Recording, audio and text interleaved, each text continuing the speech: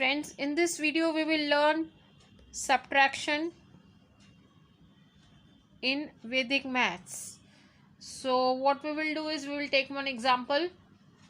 91 minus 35.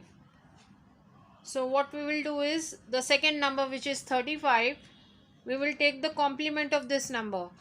All from 9, last from 10. It means the last number is 5 and all the other numbers which are on the left side, that is here we have 3, we will take the 9's complement. So for the 5 we will take 10's complement, and for the 3 we will take 9's complement. Now the 5 we have to take the 10's complement, so the answer is 5. So we will write it on the top.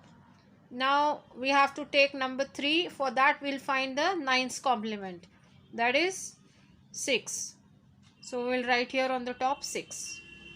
Now what we will do is we will add these two numbers, the first number on the top and the complement answer which we got 65.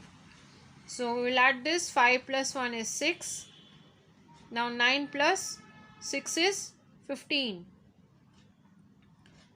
So what we will do is, because we are doing subtraction and we are taking complements, we will cut this last one. So the answer is 56. That is how we do subtraction in Vedic maths.